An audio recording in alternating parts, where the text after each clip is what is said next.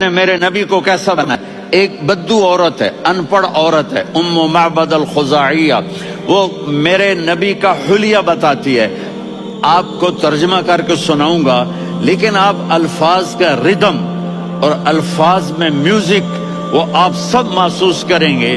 وہ بدو عورت کہتی ہے، رأیت رجلا ظاہر الوضاء ابلج الوجه حاسن الخلق لم تعبه خجلة ولم تزر به سعلة وصيم قصيم في عينيه دعج في أشفاره وطف في صوته سهل في لحيته كثافة في عنقه سطع وصيم قصيم أكحل أحور أزج أقرن إن تكلم علاه البهاء وإن سكت فعلاه الوقار وكأن منطقه خرزات نظم ينحدرن۔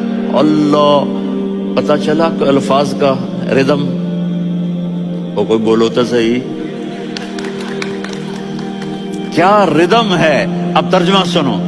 وہ کہتی ہے اپنے خامد کو کہ ابو معبد، ایک شخص آیا تھا، مجھے یوں لگا جیسے 14ویں کا چاند کپڑے پہن کے زمین پہ اتر آیا ہو۔ سبحان اللہ، کیا کہے، انتہائی خوبصورت، انتہائی حسین و جمیل، پیٹ نکلوا نہیں کہ بدصورت ہو جائے۔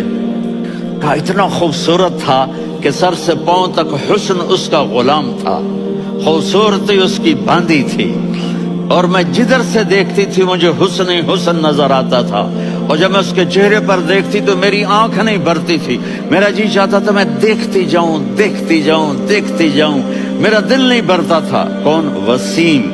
وسیم اسے کہتے ہیں جس کو دیکھنے سے دل نہ بھرے۔ قسیم، جدھر سے دیکھو حسن ہو، اسے کہتے ہیں قسیم، کہ اس کی آنکھیں بڑی موٹی۔ احور، ادعج، اشکل، انجل، ابرج،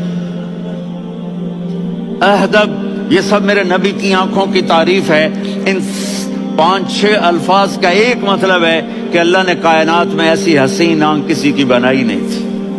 حسن و جمال آنکھوں میں، اور پلکیں بڑی لمبی، یہ عورتیں یہاں نکلی لگا لیتی ہیں نا لمبا لمبا کرنے کے لیے، تو میرے نبی کے قدرتی یہ بال لمبے تھے حسن کو بڑھانے کے لیے۔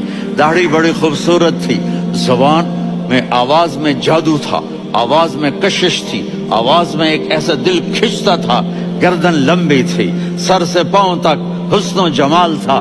جب وہ بولتے تھے نور چھا جاتا تھا، جب وہ خاموش ہوتے تھے وقار چھا جاتا تھا۔ اور سوا البطن والصدر،